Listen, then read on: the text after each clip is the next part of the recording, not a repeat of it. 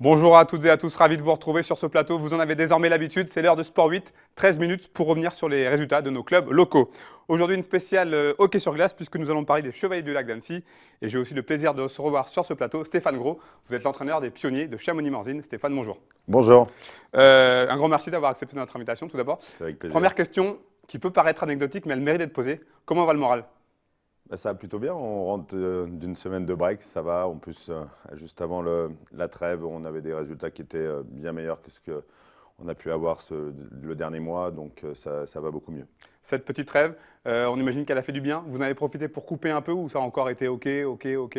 Un coach ne coupe jamais durant la saison, mais c'est vrai que pendant au moins 2 jours, j'ai vraiment essayé de penser à rien, même si on y pense toujours et qu'on essaie toujours de réfléchir à ce qu'on peut améliorer, surtout quand on est dans une situation comme on est à l'heure actuelle. Mais j'ai essayé un petit peu de couper. Alors, on rappelle les chiffres du CMHT en Ligue Magnus cette saison. 17 matchs, 4 victoires pour 13 défaites, une 12e place au classement. On imagine que c'est un bilan qui n'est vraiment pas par rapport aux espérances. Non, c'est un bilan qui est catastrophique. Il faut pas se cacher. Ce n'est pas du tout ce qu'on espérait dans ce début de saison. C'est que ce serait compliqué, que cette nouvelle ligue elle était très dense et que ça serait pas facile. On ne s'attendrait pas à ça. On a eu plein de petites choses qui se sont mises les unes derrière les autres qui ne nous ont pas permis d'être au niveau escompté. Que ce soit des erreurs de recrutement, des joueurs qui nous ont quittés. Tout un nouveau groupe pour moi à constituer et qu'ils apprennent à travailler avec moi, que j'apprenne à travailler avec eux. Donc c'est vrai que ça a pris plus de temps que prévu. Alors on discutait avant le début de l'émission, ce que vous me dites, ce qui est important et ce qui est aussi rassurant, c'est que la saison est encore longue, on le rappelle, 44 matchs de saison régulière. Oui, heureusement, on en a 17, donc il en reste 27. On n'est même pas à la moitié.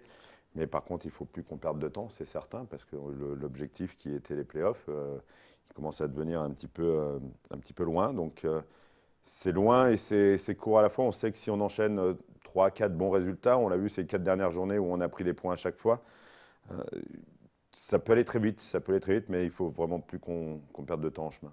Allez, on va descendre un petit peu dans la hiérarchie du hockey français avec les Chevaliers du Lac d'Annecy qui évoluent donc en Division 2. On rappelle, c'est le 3e niveau. Les Annéciens qui recevaient Villard-de-Lans, ancien pensionnaire de Ligue Magnus. On regarde le résumé de la rencontre.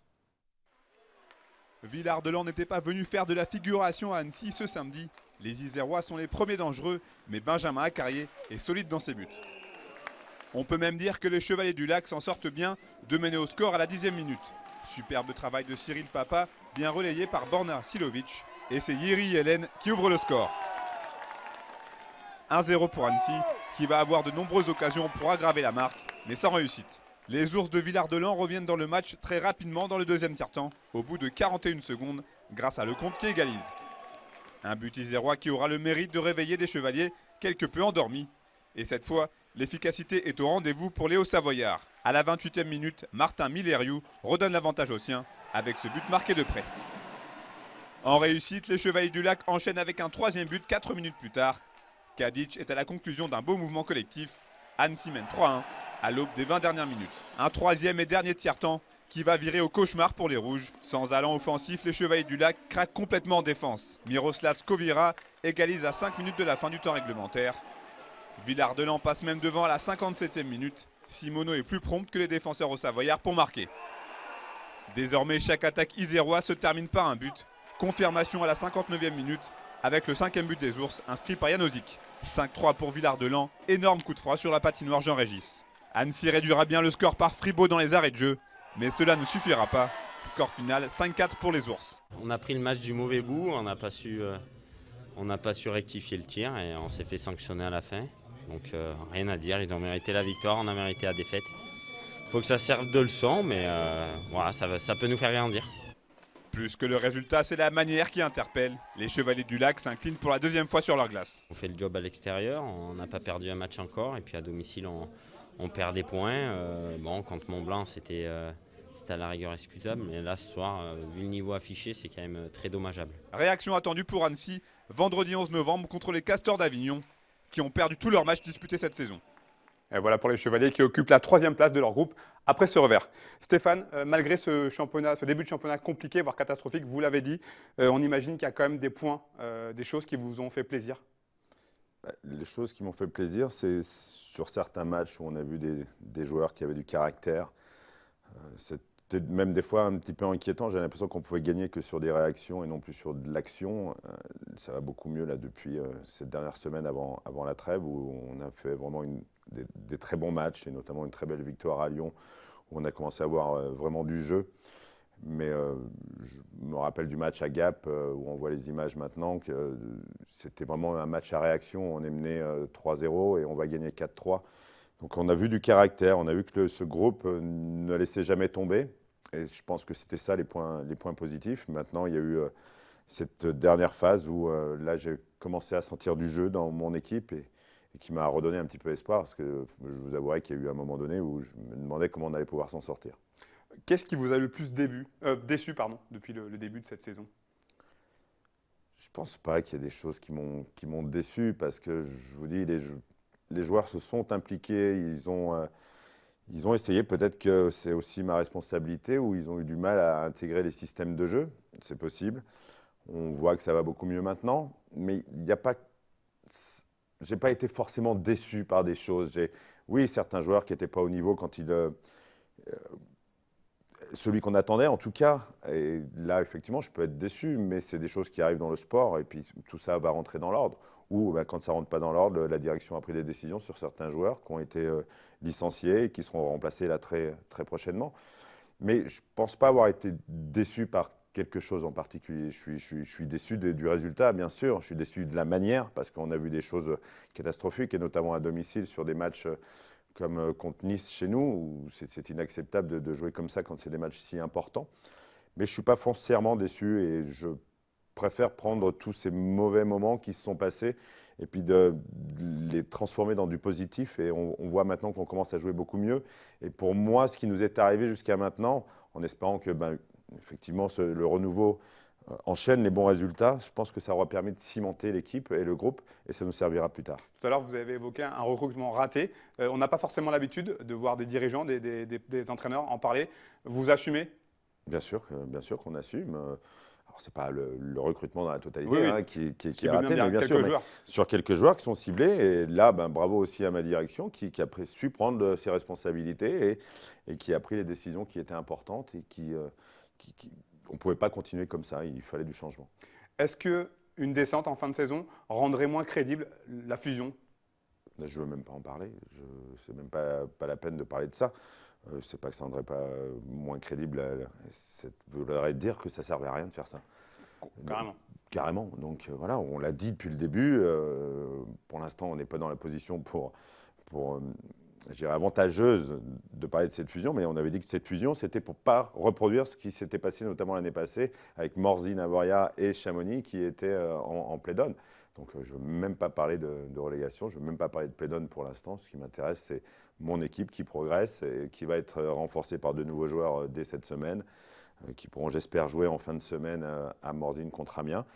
Et là, on va aller chercher les playoffs, c'est tout. Alors cette progression, justement, les 5 prochains matchs, 4 matchs à domicile, on imagine qu'il va falloir faire le plein de points. Absolument, c'est vraiment l'objectif, mais maintenant c'est vraiment, on a vu qu'on avait la manière, il nous manque encore un peu de réussite, on le voit à Angers où on mène d'un but à Angers, c'est pas rien, à 2 minutes 30 de la fin et on prend un but un petit peu stupide, mais voilà, c'est le jeu. Il faut qu'on ait un petit peu cette réussite et il faut que, voilà, on a eu pas mal de blessés, ça nous a permis d'intégrer des jeunes du HC74, qui est très intéressant. Et on sent que le groupe est bien. Le groupe ce matin était très bien pour ce match de demain contre Gap. J'allais y venir. Les jeunes, ça aussi c'est un facteur important dans une équipe en difficulté de pouvoir compter sur des jeunes. Ouais, moi je suis super heureux de ce qui se passe. Et j'étais à peu près sûr que ça allait se dérouler comme ça. Et on le verra dans plein d'autres équipes avec une ligue à 44 matchs maintenant. On n'a pas forcément les budgets pour avoir 26 contrats pro.